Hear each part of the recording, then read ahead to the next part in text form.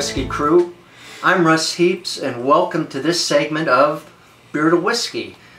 Today I'm in sort of the place I hang my hat. I'm in my hometown of Greenville, South Carolina, with some of the boys here, and you can tell because they're all decked out in their team shirts, and which I think look very snappy myself.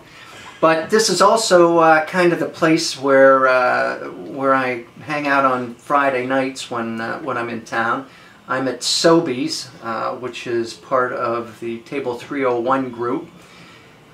I guess it's their flagship and probably among the premier restaurants in downtown Greenville. We happen to be down in their wine room, and which is a terrific space. They've got a table that seats about a dozen. You can actually reserve the room and come down and do that sort of thing. They have, Sobeys is known, we happen to be doing a whiskey tasting here, but Sobeys is known for their wine selection, which is probably the biggest and the best in downtown Greenville.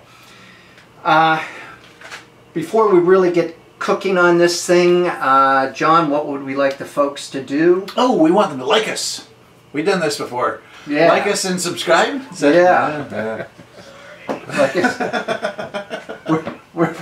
This is a well-oiled machine is what this is.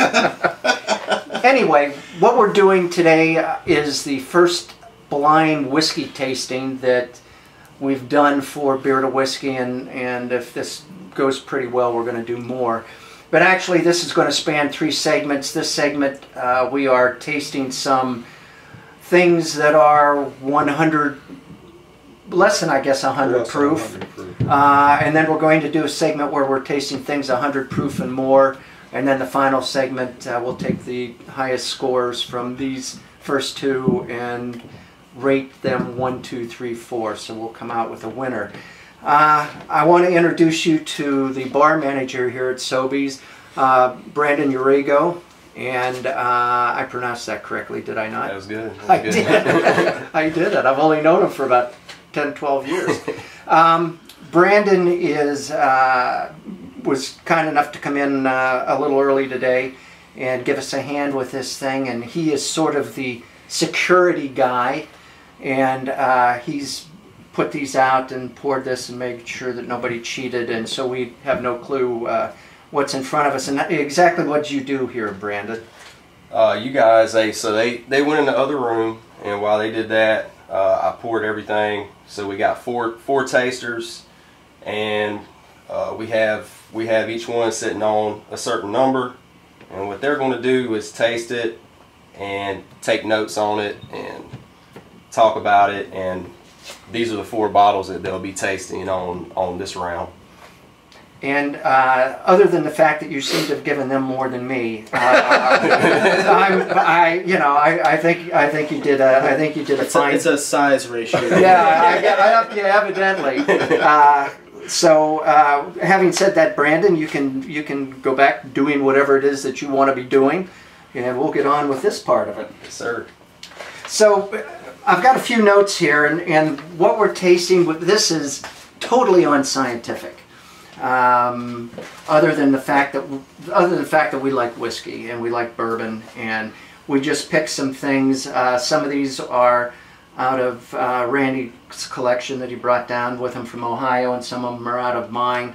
And so let's just run down them here in no particular order. They don't correspond to the numbers on there. But first of all, we've got Evan Williams, which retails from 26 to 30 bucks a bottle. It's 86.6% is the 86.6 is the proof. I'll save that one for last.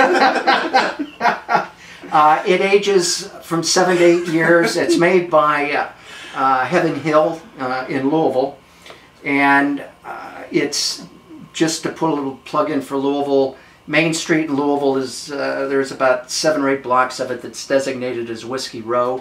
And Evan Williams has a little mini distillery on Whiskey Row. You can go in. It's a great tour, particularly in terms of the history of bourbon and bourbon as it relates to Louisville. Sitting next to it in this nice family size economy bottle, we've got W.L. Weller Special Reserve. And where is that on here? Oh, there it is. And you can get this, not this bottle, but bottles this size you can get for 22 to 32 bucks. It's 90 proof. We don't know how long it's aged. We don't know anything about it other than the fact that it comes out of Buffalo Trace. It's distilled at Buffalo Trace, which some of the best bourbon comes from. A rumor has it this is supposed to be around 9 years old, but there's no age statement on it, so you can't really. The bigger the bottle, the older it is. Is that how it works? Okay. Sitting here is my favorite find from last year, which is Rabbit Hole Bourbon. New distillery. Again, it's in Louisville, just off of Main Street in that Whiskey Row area. They do a pretty good tour in there. This is really good stuff, in my opinion. It sells between 50 and 70 bucks a bottle. The mash bill, some of these guys don't tell you what's in it, and some of them do. The mash bill here is 70% corn, 10% malted wheat, 10% honey malted barley, and 10% malted barley. So there's a lot going on in the Rabbit Hole. And last but not least, we've got Heaven's Door, and you may not know from the name, but it's actually, who's the 70s singer? Bob Dylan. Bob Dylan. See, I should know that. I was around in the 70s, but it's actually a Tennessee bourbon, and it retails for between 36 and 50 bucks a bottle. All I know about the mash bill is it's at least 51% corn and 30% small grains. I don't know what the rest of it is. It's aged at least 6.5 years. So those are the contenders. And let me introduce the panel. To my, we're about 5 minutes into this and we still haven't tasted anything. The natives are getting restless. Standing to my immediate left is a fraternity brother of mine, Randy Porter. Came down from Ohio. Ports and I have known each other for, I don't know, 40 some odd years, close to 50 years probably, which is too long for anybody to know each other, but we still get along pretty well. In the center is Drew Wortham. He's a bartender at Smoke on the Water. He also Happy hour 4 to 7, Monday to Saturday. Yeah, go in and see him. He loves to see you. And he also pulls some shifts at Smiley's, which is about 2 blocks away from that. And at the very end, last but not least, Big John Richards, and he is our PhD of craft beer. But he also likes whiskey, so which is the reason why he is part of this. So with that, remove the evidence. no, I think we can leave it out there. Yeah, we can leave it out there. It's different every time. Yeah. So let's give the first one a color, and these are all basically about the same color. I think we can agree on that. It's kind of a little hard to tell. Yeah. Should definitely. I got the feeling that this fourth one is maybe the lightest of the 4 as well, but I may be hamstrung a little by the ambient light here, or lack of. Okay. We can drink now, right? Yeah. Well, you got to smell. Give it a little smell. Wow, this is. It's a big nose on that. Yep. That's a loud boy. Yeah, definitely sweet.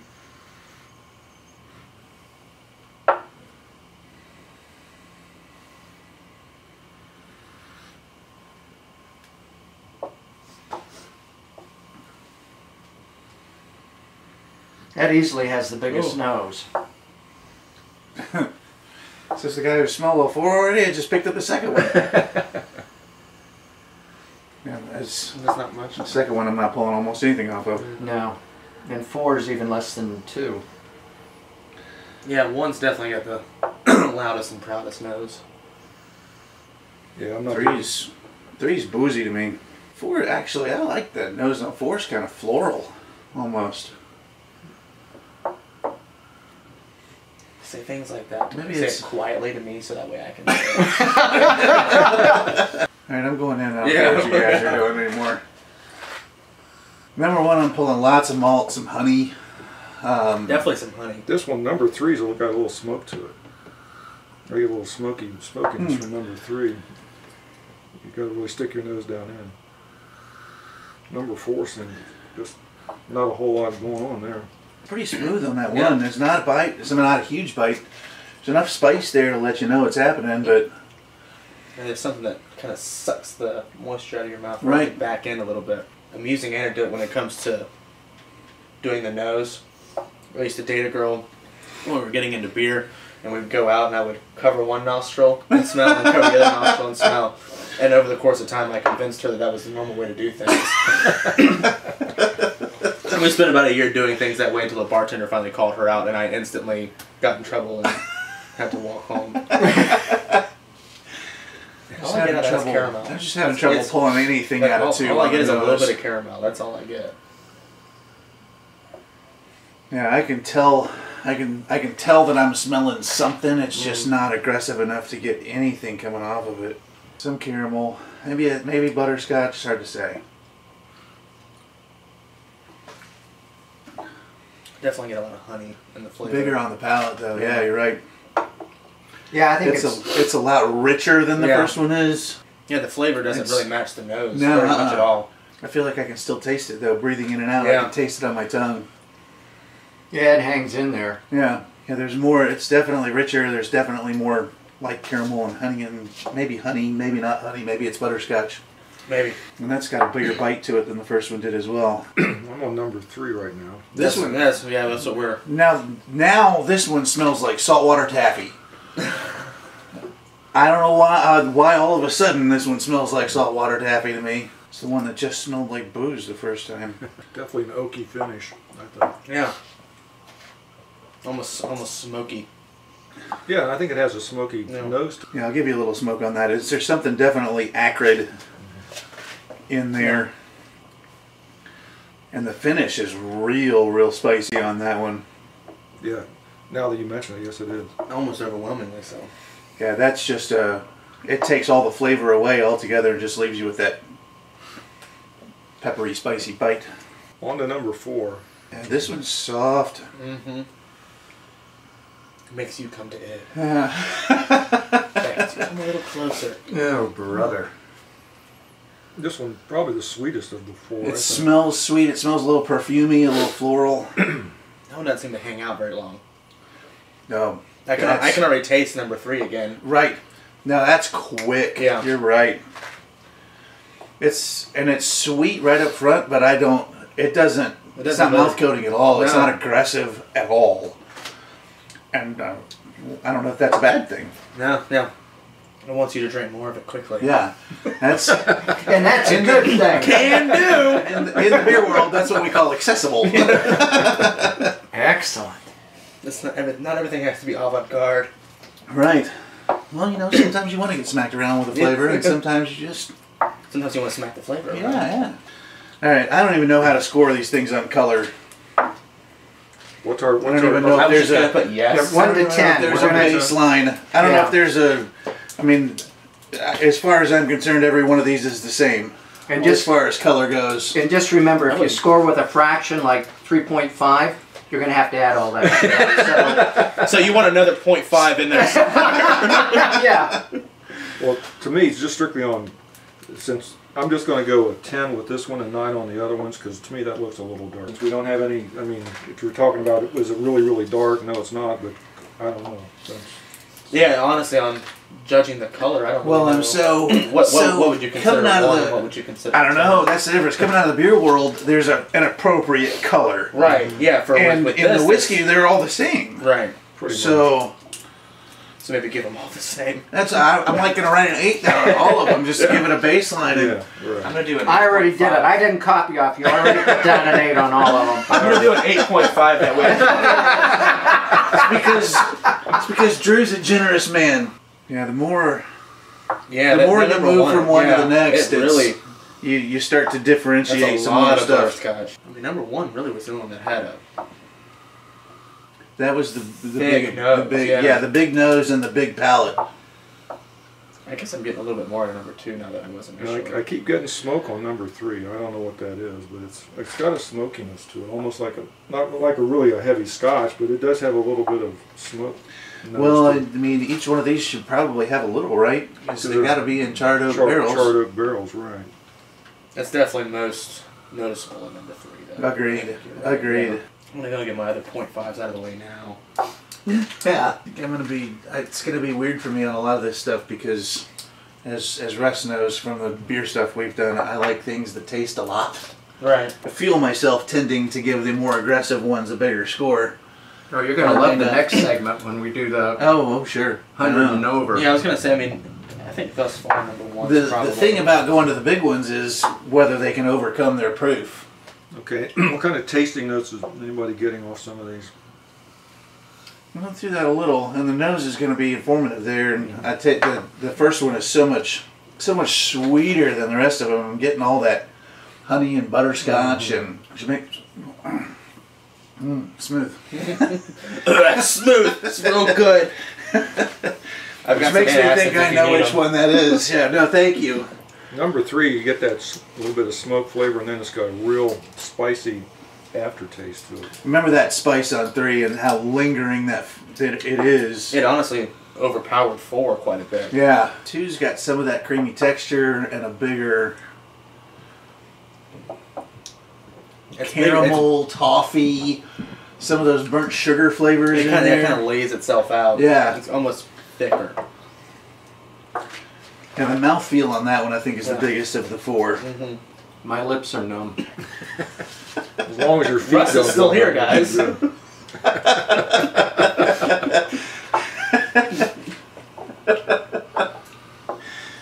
I like where this is going already. It's gonna feel like standing at the corner of the bar with smoke on the water here after a couple of these. Mm-hmm. Yeah, that third one is so dry. There's honestly at first there's I didn't care for it. It's little- really growing on me though. it's just so aggressively spicy and dry. There's a little baby touch of sweetness up front, but it's all the spice notes and the smoke like we talked about. I'm still struggling with all these. So many numbers. Yeah. I was not aware there was going to be math. As quiet as that fourth one is, it's shaping up to be my favorite of the bunch. And number 3 is just plain hot. Yeah, it's odd because you're right. It stands out. It's completely different than the rest of Yeah. them.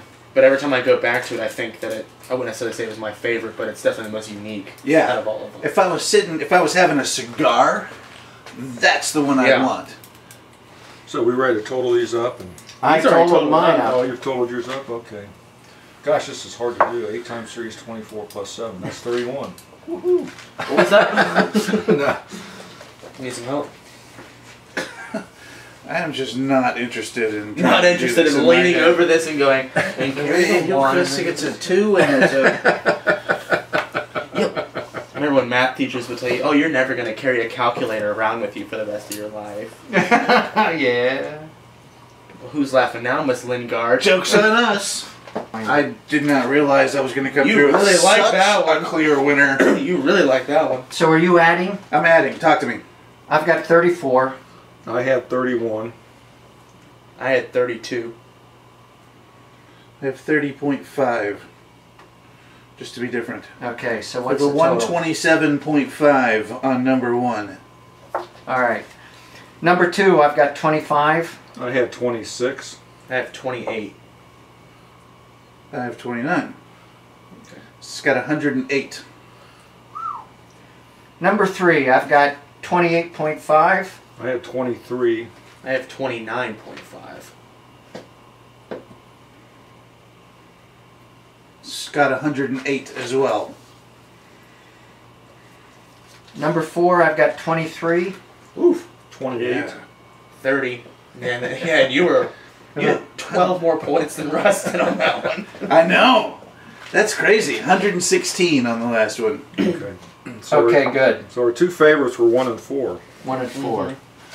So for the reveal, what were we drinking here, Brandon? So on the, it's actually the funny. Move in. Oh, sorry. Sorry. Brandon. So the funny thing is it's actually in 1, 2, 3, and 4. We have Oh, really? we got the bottles Wow. on the So same. they actually Right. got set down that way. It wasn't planned. Okay. So this was 3. Wow. That was the one that we probably discussed Yeah. the most, honestly. Yeah. So number 1 is Evan Williams. Evan Williams, yes sir. Wow. Wow. Good job, Evan. Yeah, Yeah. seriously. Yep. Well, Because he was number 1. one thing He that was number 2 for you, but I think number 1 for the rest. one nice thing about the Evan Williams, so right on the bottle, it tells you when this was bottled and when it was distilled, or it was barreled on May the 21st of 2010, and it was barreled on 11/5 of 18. So this is a 10-year-old bourbon. That's fun. So it actually has an age statement to it. So that maybe that extra. Is that a single Well, barrel? and- Is that an Evan single barrel? This Yeah. is a single barrel vintage. Yep. Which is that's my house bourbon. That's what when I'm at home and I'm drinking volume. That's what I drink. And just Evan Williams Black. Is and- that for me? and just to mention Rabbit. Yeah, drinking the black label. We didn't talk about it earlier. Rabbit Hill is aged about 2.5 years. It's brand new. Rabbit Hill? Rabbit hole. Rabbit Hole. That's why I didn't pour That's too much why on it the probably tastes. has that smoky. That's right. Yeah, maybe why it's. Yeah. Yep. It has so an much age more age aggressive. long enough Yeah. in the Yeah. barrel. Honestly, I think if you take the other ones out and don't do the taste, it may Okay, have so been my favorite, but anyway, in the Right. mix, it just going to the final round will be Evan Williams and Heaven's Heaven's Door. Door. Heaven's Wow, Door. that's a surprise. Yeah. Better than Weller. That's, Weller was Yeah. my Yeah. lowest rated one. Yeah. Wow. Okay. So, Interesting. having Yeah. said that, we'll see you next time. Yeah. Cheers. Cheers.